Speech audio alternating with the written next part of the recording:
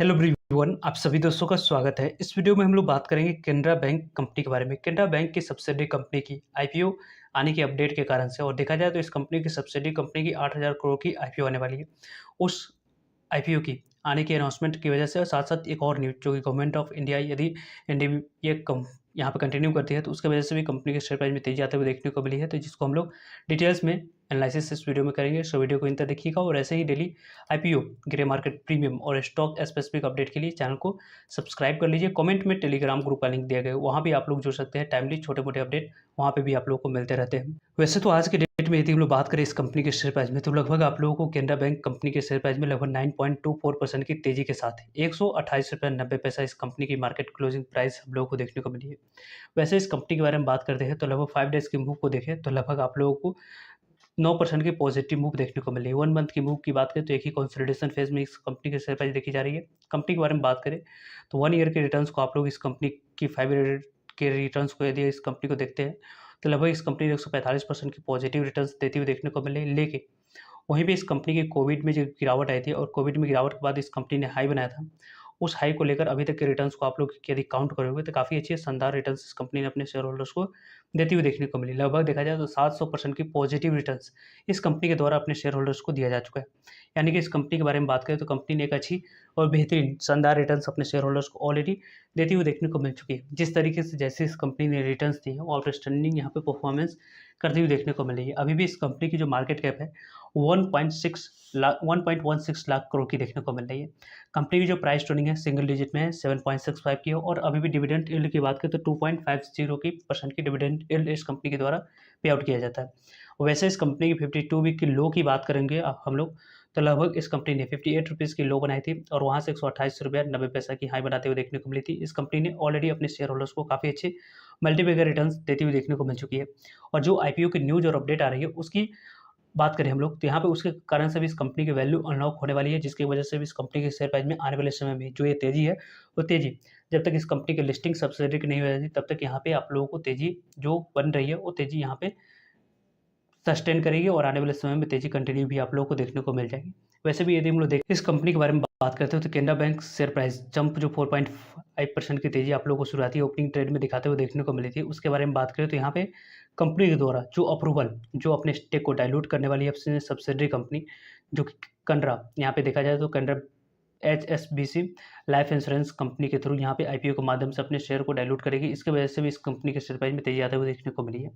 देखा जाए तो यहाँ पे आप लोगों को डाइल्यूशन की बात करें तो कितने परसेंट शेयर अपने डाइल्यूट करने वाली है, तो लगभग 14.50% अपने स्टेक को आईपीओ जो आएगी उस आईपीओ में यहाँ पे अपने शेयर को डाइल्यूट करते हुए देखने को मिल जाएंगे। लगभग इस कंपनी की जो इशू साइज रहने वाली है वो 8,000 करोड़ तक की इस कंपनी की इशू साइज आप लोग को देखने को मिलेगी, जो कि यदि हम लोग बात करें तो आने वाले समय में लगभग एनटीपीसी ग्रीन एनर्जी आईपीओ की तरह भी इस कंपनी की इशू साइज देखने को मिल जाएगी। वैसे तो लाइफ इंश्योरेंस कंपनी की हाल ही में गो डिजिट जनरल इंश्योरेंस आईपीओ की बात करें हम लोग, तो उतनी अच्छी लिस्टिंगें नहीं मिली थी, लेकिन अभी इंश्योरेंस सेक्टर की जिस तरीके से पेनिट्रेशन बढ़ रही है, जो अवेयरनेस बढ़ रही है, उसकी वजह से भी इस तरीके के स्टॉक्स में आप लोग को तेज़ी इन फ्यूचर काफ़ी ज़्यादा देखने को मिलेगी। वैसे भी यदि हम लोग इस कंपनी के बारे में बात करते हैं, तो यहाँ पे आप लोगों को जिस तरीके की जैसी मूव देखने को मिली है, वो मूव आने वाले समय में कंटिन्यू रहने वाली है। यदि आप लोग को याद हो, यहाँ पे हम लोग सब्सिडरी कंपनी के बारे में बात कर रहे हैं। अदानी एंटरप्राइज़ लिमिटेड कंपनी की सब्सिडरी कंपनी के तौर पे अदानी विल्मर की लिस्टिंग हुई थी। अदानी विल्मर आईपीओ की जब अनाउंसमेंट हुई थी, उसके बाद से कंपनी के शेयर प्राइस ने 50% की आप लोगों को तेज़ी लगभग दिखाते हुए देखने को मिली थी। उसी तरीके से यदि हम लोग बात करें टाटा मोटर्स कंपनी की, जो कि सब्सिडरी कंपनी टाटा टेक्नोलॉजी थी, उस कंपनी की लिस्टिंग तक और आईपीओ की अनाउंसमेंट तक की बात करें तो लगभग 70% तक के रिटर्न्स देती हुई देखने को मिली थी। तो यहाँ से भी उसी तरीके के एक्सपेक्टेशन आप लोग कर चल सकते हो, और पेरेंट्स कंपनी की एक भी शेयर आप लोग बाइंग करके आने वाले समय में रखते हैं, तो जब भी शेयर होल्डर्स कोटा यदि रखा जाएगा, तो उस समय आप लोग शेयर होल्डर्स कोटा के लिए एलिजिबल होंगे, और उस एलिजिबिलिटी के कारण से आप लोग अप्लाई करके आप अपने अलॉटमेंट चांस को बढ़ा सकते हैं, रजिस्ट्रेशन का फ़ायदा उठा सकते हैं। तो वैसे भी यदि हम लोग देखें इस कंपनी केनरा बैंक के बारे में बात करते हैं, तो ये company 4th largest public sector bank है। एसबीआई, पीएनबी और बैंक ऑफ बड़ौदा के बाद देखा जाए तो ये कंपनी आप लोगों को आते हुए देखने को मिल जाती है। देखा जाए तो साउथ इंडिया बेस से कंपनी काम करती है। कंपनी की यहाँ पे देखा जाए तो स्ट्रॉन्ग बिजनेस बेस यहाँ पे साउथ इंडिया में देखने को मिलती है। मेन फोकस करती है एग्री गोल्ड लोन और एग्री लोन में। Company second largest gold loan portfolio इस कंपनी के पास देखने को मिल जाती है। एसबीआई कैनरा बैंक की बात करें तो फाउंडेड यहाँ पे 1906 में की गई थी। यहाँ पे कंपनी के बारे में बात करें तो बेंगलोर बेस्ड कंपनी है।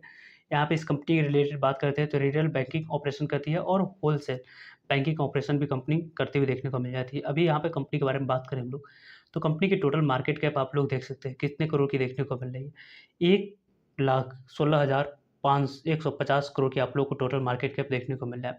कंपनी की जो करंट प्राइस है 128 की देखने को मिली, जिसके अकॉर्डिंग 7.60 की कंपनी के आप लोगों को देखा जाए तो यहाँ पे आप लोगों को क्या निकल कर आ रही है, प्राइस टर्निंग। इंडस्ट्री की एवरेज प्राइस टर्निंग इस कंपनी के 10 के पास है, यानी कि वैल्यूएशन वाइज अभी भी आप लोग को इस कंपनी के शेयर प्राइस में अभी भी जंप काफ़ी ज़्यादा है।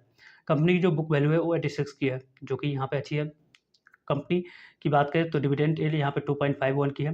कंपनी की आरओई की बात करें तो काफ़ी शानदार देखने को मिली, लगभग 19.6 की आरओई यहाँ पे देखने को मिल रही है। आरओसी की बात करें तो लगभग 7% की आप लोगों को देखने को मिल रहा है। इन सभी पैरामीटर्स पे कंपनी के बारे में बात करें तो कंपनी अच्छी साउंड करते हुए देखने को मिल रही है।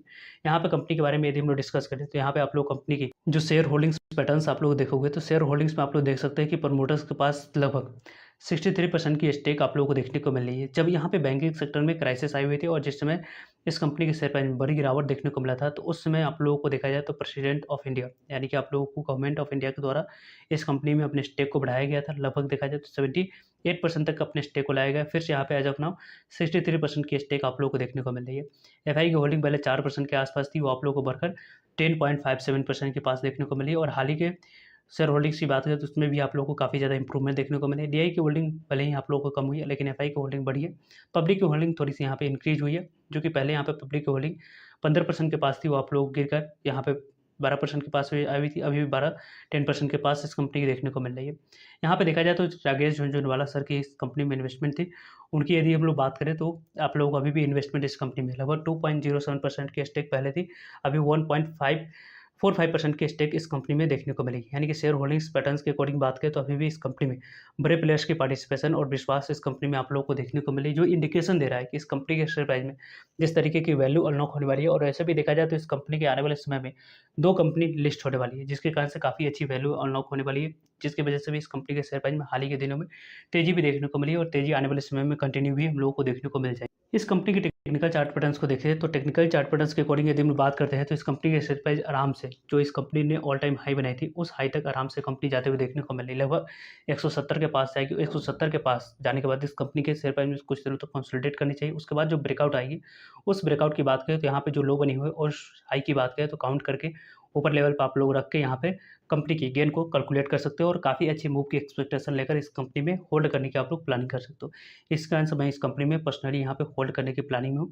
वैसे भी यदि हम लोग डेली टाइम फ्रेम पे देखें तो काफ़ी ज़्यादा यहाँ पे कंसोलिडेशन के बाद फिर से इस कंपनी के शेयर प्राइस में तेज़ी आते हुए देखने को मिल रही है। और जिस तरीके की मार्केट की एक्सपेक्टेशन है, उसी तरीके की कल के डेट में रिजल्ट्स आती है, तो यहाँ पे आप लोगों को जो तेज़ी अभी देखने को मिली है वो तेज़ी आने वाले समय में कंटिन्यू और सस्टेन करने वाली है। आप लोगों की क्या ओपिनियन है, किस लिए आप लोग एक्साइटेड है आईपीओ और इस स्टॉक के बारे में कमेंट करके आप लोग बता सकते हो। सो आई होप आपके लिए सारे इन्फॉर्मेशन यूजफुल है। वीडियो को लाइक, चैनल को सब्सक्राइब और शेयर करने के लिए आप सभी को धन्यवाद। मिलते हैं एक नई इन्फॉर्मेटिव वीडियो में, तब तक के लिए जय हिंद।